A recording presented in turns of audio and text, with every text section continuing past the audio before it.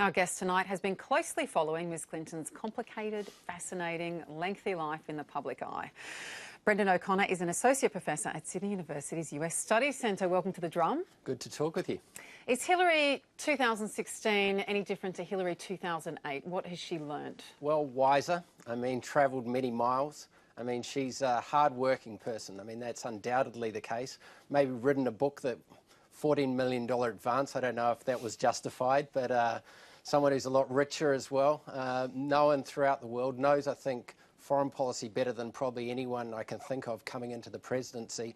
So a lot of positives, but an absolute insider. If you want change in America, it's going to be change from the inside. It's not, she can't come with the Bill Clinton message that I'm from a little state called Arkansas and I'm going to change America.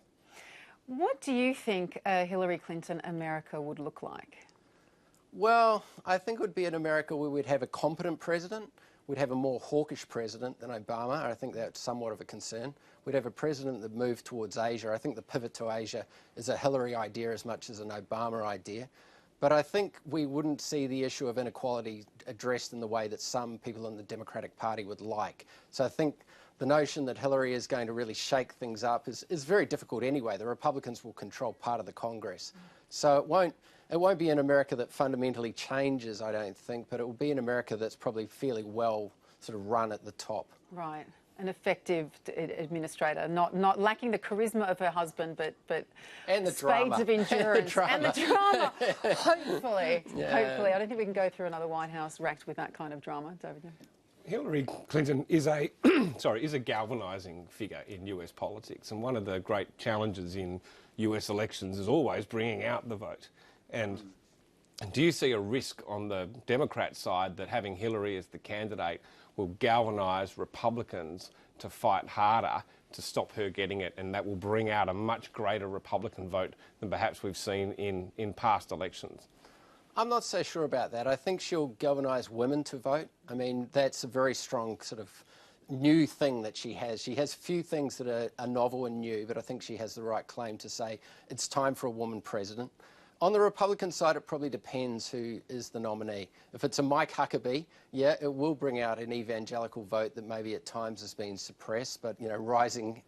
But if it's a Jeb Bush, I think it will be likely that we might get a result that we saw in '92, that a Bush will lose to a Clinton again. So it depends what she says, but I think the sense that Hillary is a sort of usurper of power that we had in the 1990s is gone. She's proven herself as an elected politician, as Secretary of State. So there's not that sense that Hillary is this kind of witch which the American right kind of beat the drum a lot on in the 1990s. That went away, partly with the Lewinsky scandal. That kind of changed the image of Hillary to some extent. That people always love her when she's under pressure. Indeed. They loved her after her husband's infidelity. They loved her when she lost to Obama. Yeah, well, she was relatively graceful in that period, I think, and people took a second look at her. After she lost to Obama, the sense that she could take the Secretary of State job was probably, showed a degree of character and a degree of humility. And she writes about that, not in a totally fulsome way in her book, but, they had a glass of wine and sort of said, OK, let's move on in a very political way. But it was good of him to do. That was wise of him to do that as well, the team of rivals scenario. I think so. She wasn't an outstanding Secretary of State, but there was no major sort of moments of problems. The Republicans will talk a lot about Benghazi, but that was a mess. That just gets at that issue of the Clintons just tend to be a little bit tricky. There's this sense with the Clintons, it's micro scandals. It's not telling people that Osama bin Laden and Saddam Hussein are in cahoots, or it's not Iran-Contra. But when they get into a scandal, they can't say, look, oh, maybe I was wrong. They tend to think, oh, no, we always did things right. We always did, we did our things right in Whitewater onwards, or we weren't involved with Jennifer Flowers or whatever it was with Bill Clinton. So there's a sense of a little bit tricky with the truth that the media tends to play away at and shows the Clintons not always having the right instincts. What is the secret to her longevity? What is it about her?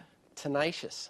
She's someone who obviously for a long time wanted to be in public life. Someone who from a very young age maybe saw a role for herself as the first female president. And so she played that role at her college. She played that role, I think, as a First Lady that wanted to be more than just someone who was involved in sort of minor issues. She was involved in the major issue of healthcare reform. Right.